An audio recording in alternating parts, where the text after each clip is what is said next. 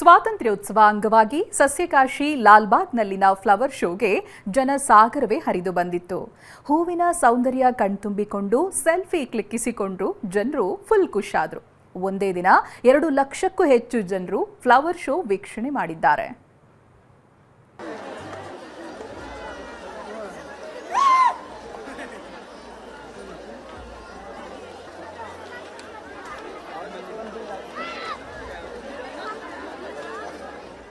ಹೂವಲ್ಲಿ ಸೃಷ್ಟಿಯಾಗಿರೋ ಗಂಗರ ಕಾಲದ ಗತವೈಭವ, ಶ್ರವಣ ಬೆಳಗೊಳದ ಬಾಹುಬಲಿಯ ಮೂರ್ತಿ, ಹೂವಿನ ಲೋಕವೇ ಸೃಷ್ಟಿಯಾಗಿದೆ.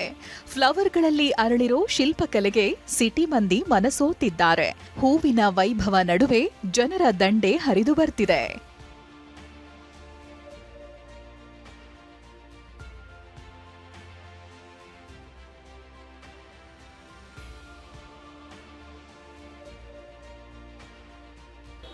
ಎಂಬತ್ತನೇ ಸ್ವಾತಂತ್ರ್ಯ ದಿನಾಚರಣೆಯ ಪ್ರಯುಕ್ತ ಸಸ್ಯಕಾಶಿ ಲಾಲ್ಬಾಗ್ನಲ್ಲಿ ಫಲಪುಷ್ಪ ಪ್ರದರ್ಶನವನ್ನು ಆಯೋಜಿಸಲಾಗಿದೆ.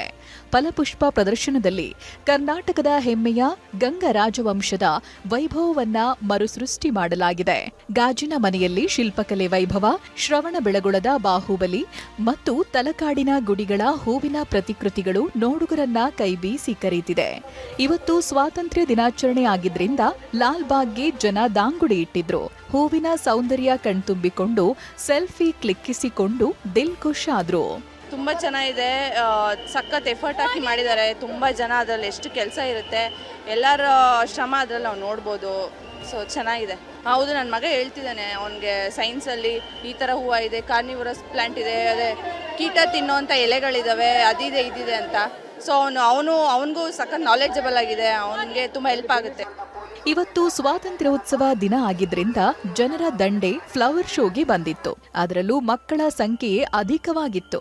ಇವತ್ತು ಒಂದೇ ದಿನ 2 ಲಕ್ಷಕ್ಕೂ ಹೆಚ್ಚು ಜನರು ಫ್ಲವರ್ ಶೋಗೆ ಭೇಟಿ ನೀಡಿದ್ರು. ಕಳೆದ 10 ದಿನದಲ್ಲಿ ಫ್ಲವರ್ ಶೋಗೆ 6.5 ಲಕ್ಷ ಜನ ಭೇಟಿ ನೀಡಿದ್ದು 1,90,00,000 ರೂಪಾಯಿ ಆದಾಯ ಸಂಗ್ರಹವಾಗಿದೆ. ಸೊ ಇದುವರೆಗೂ ಕೂಡ ನಾನು ಹೇಳಿದಾಗಲೇ 6.5 ಲಕ್ಷಕ್ಕೂ ಅಧಿಕ ಸಂಖ್ಯೆಯಲ್ಲಿ ವೀಕ್ಷಕರು ಆಗಮಿಸಿದ್ದಾರೆ. ಅದರಲ್ಲಿ 2.5 ಲಕ್ಷ ವಿದ್ಯಾರ್ಥಿಗಳೇ ಬಂದಿದ್ದಾರೆ. ಮತ್ತು ಈವರೆಗೆ ನಮಗೆ 1,90,00,000 ಹಣ ಸಂಗ್ರಹ ಆಗಿದೆ. ಮಳಿಗೆಯನ್ನು ಒಳಗೊಂಡಂತೆ 1,90,00,000 ಹಣ ಸಂಗ್ರಹ ಆಗಿದೆ.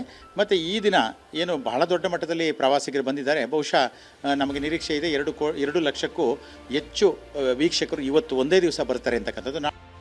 ಸಸ್ಯಕಾಶಿ ಲಾಲ್ಬಾಗ್ನಲ್ಲಿ ಆಗಸ್ಟ್ 17ರವರೆಗೂ ಫ್ಲವರ್ ಶೋ ಇರಲಿದೆ.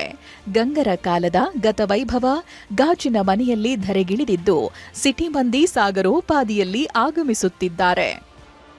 ಅರುಣ್ ಕುಮಾರ್, TV9 ಬೆಂಗಳೂರು.